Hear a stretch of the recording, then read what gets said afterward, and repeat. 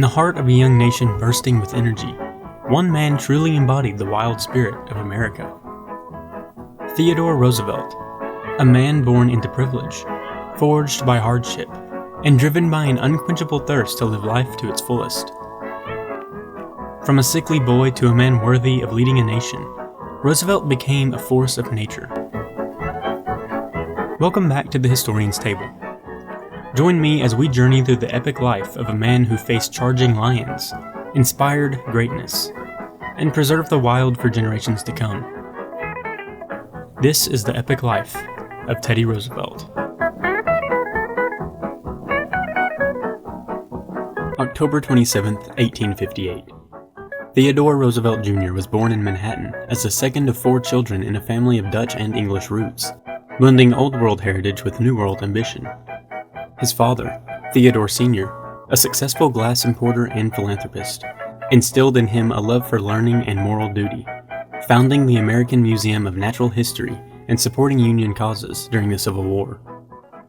His mother, Martha Mitty Bullock, brought Southern charm from her Georgia plantation background, creating a household divided by the war's loyalties, yet unified in affection. But young T.D., as he was nicknamed, faced battles from the start. Plagued by severe asthma attacks that left him gasping for air in the night, he was frail, nearsighted, and often bedridden. Doctors advised a quiet life, but his father had other ideas. "You have the mind, but you must make your body," he urged. So at age 12, Theodore embarked on a regimen of gymnastics, weightlifting, and boxing, transforming weakness into strength. Homeschooled by tutors due to his health, he devoured books on history, science, and adventure. At 18, he entered Harvard University, where he boxed, rode, and studied natural history, graduating magna cum laude in 1880 with Phi Beta Kappa honors. That same year, he married Alice Hathaway Lee, a vibrant socialite who captured his heart. Life seemed golden, until tragedy struck.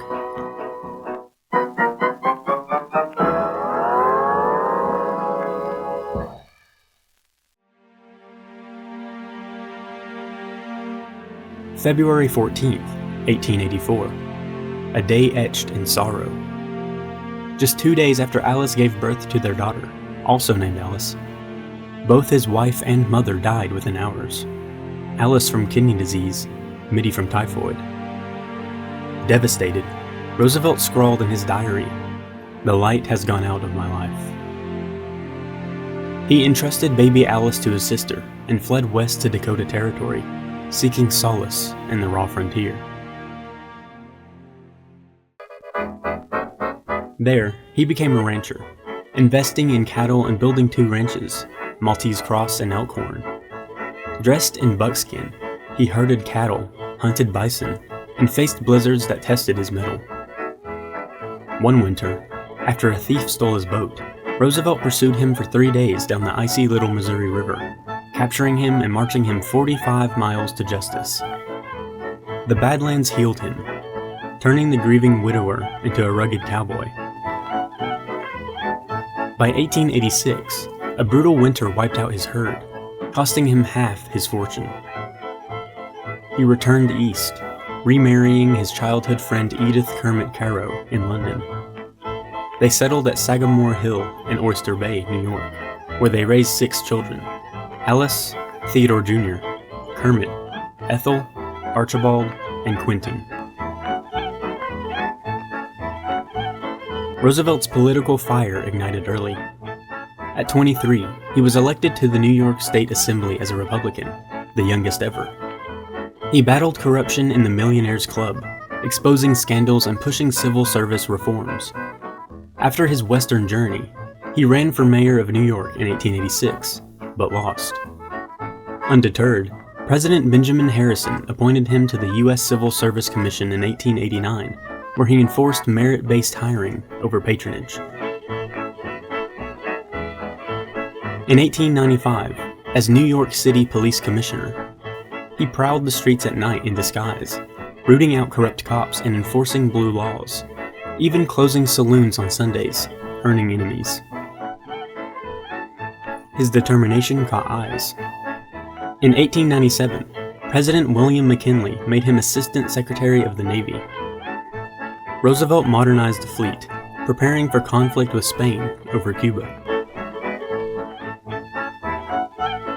When war erupted in 1898, he resigned to form the first U.S. volunteer cavalry, the Rough Riders, a motley crew of cowboys, Ivy Leaguers, and athletes.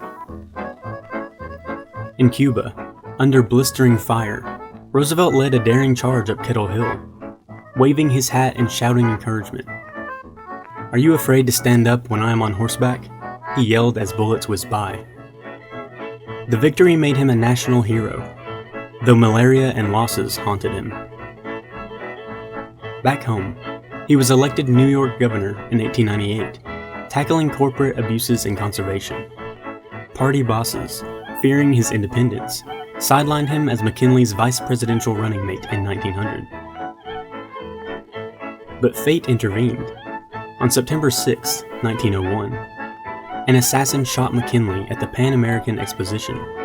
8 days later, Roosevelt, at 42, became the youngest president in U.S. history.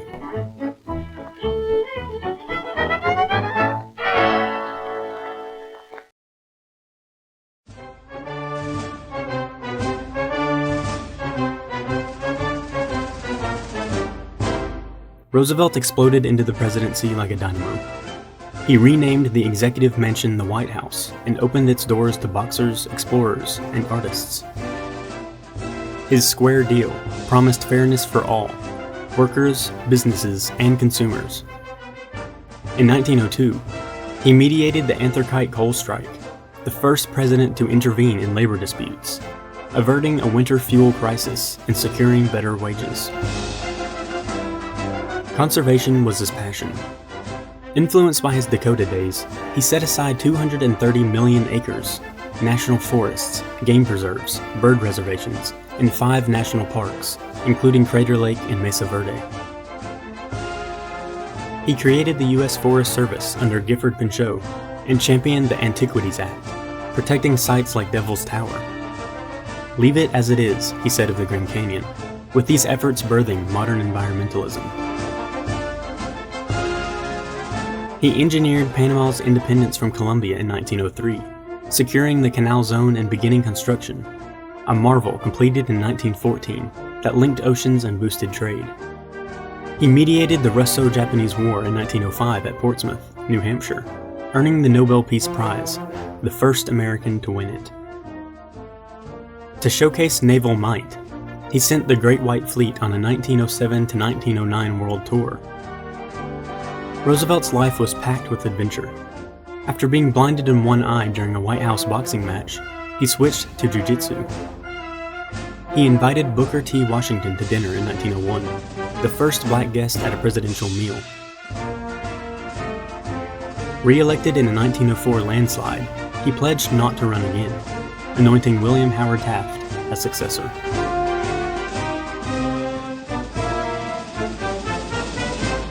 Free from office in 1909, Roosevelt embarked on a Smithsonian-sponsored African safari with his son Kermit, collecting 11,000 specimens amid lions and rhinos. Disillusioned with Taft's conservatism, he challenged him in 1912, forming the progressive Bull Moose Party. Campaigning in Milwaukee, an assassin shot him in the chest, with the bullet becoming lodged after passing through his speech manuscript and eyeglass case. "It takes more than that to kill a bull moose," he quipped, delivering a 90-minute speech before seeking aid. In 1913, he and Kermit explored Brazil's uncharted River of Doubt, a harrowing trek with rapids, disease, and near starvation. Roosevelt contracted malaria, lost 50 pounds, and nearly died, but he mapped 900 miles. World War I stirred his warrior spirit. He lambasted Wilson's neutrality, offering to lead volunteers. All 4 sons served. Quentin, the youngest, died in aerial combat in 1918, breaking Roosevelt's heart.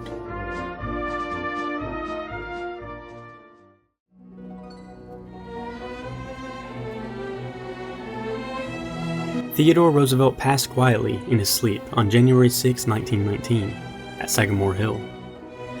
felled by a blood clot at age 60. His son Archibald telegrammed, "The old lion is dead." But today, his legacy endures. Roosevelt taught us to embrace the strenuous life, to fight for what's right with joy and vigor. From the boy who built his body to the man who built a modern America, Roosevelt's legacy lives in our parks, our fair laws, and our bold place on the world stage. He wasn't perfect, but his heart burned for progress, nature, and the underdog. In a world that sometimes feels tame, remember Teddy, charge forward, speak your truth, and leave the wilderness wilder for those who follow.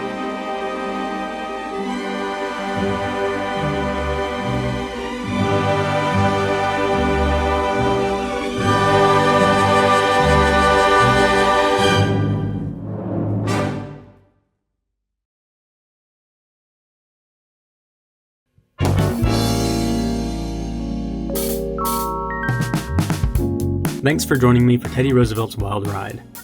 If you like this video or want to see more like it, don't forget to like, subscribe, and comment. If you want to take your support a step further, check out my Patreon for updates and cool perks.